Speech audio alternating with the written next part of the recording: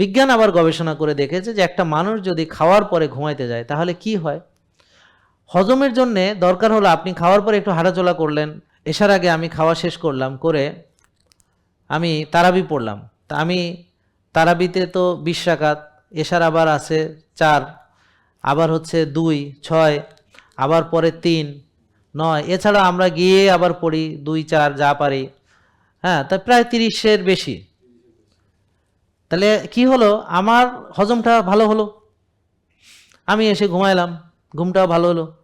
কিন্তু যারা এসার পরে এসে খায় বা তারাবি পড়ে এসে খায়, তাদের ঘুমও ভালো হবে না, তাদের হজমও ভালো হবে না। যারা খাই অমনি শোয়, তাদের ঘুমও ভালো হবে না, তাদের হজমও ভালো হবে না। কারণ হজমের জন্য দরকার একটু নড়াচড়া, একটু হালকা হাঁটাহাঁটি। খাই অমনি শুলে হজম হতে ভালো না।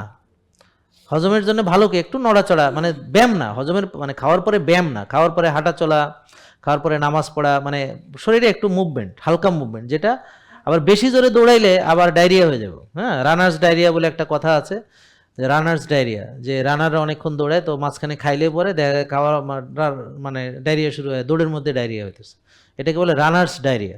বুঝতে পারছেন?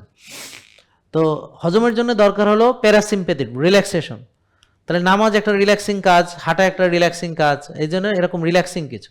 এখন জোরে দৌড়াইলে সেটা হজমের জন্যে ভালো না, সিরিয়াস ব্যায়াম করলে খাওয়ার পরে সেটা হজমের জন্যে ভালো না, ঘুমাইলেও হজমের জন্যে ভালো না। তাহলে ভালো হজমের জন্য দরকার একটু খাওয়ার পরে নড়াচড়া, হালকা হাঁটাহাঁটি, নামাজ পড়তেছেন এটা। আর ঘুমের জন্য দরকার হচ্ছে খালি পেট। কেন? কারণ আপনি যে হজম প্রক্রিয়া চলমান, মেটাবলিজম চলতেছে, এর ভিতরে আপনি ঘুমাচ্ছেন, তা আপনার বডি তো টেম্পারেচার হাই থাকবে, তা ঘুমের জন্য তো টেম্পারেচার লো থাকা দরকার। কোর টেম্পারেচারটা পড়ে গেলে ঘুমের জন্য ভালো। এই জন্যে আমরা অনেক সময় গরমে ঘুমাইতে পারি না, ঘামায় যাই, ঘুমাইতে পারি না, আছে না এরকম? কেন পারি না? কারণ ঘুমের জন্য উপযুক্ত আসলে ঠান্ডা আবহাওয়া। বুঝতে পারছেন? শরীরের টেম্পারেচারটা ফল করে ঘুমের ভিতরে, দেখবেন শরীর ঠান্ডা হয়।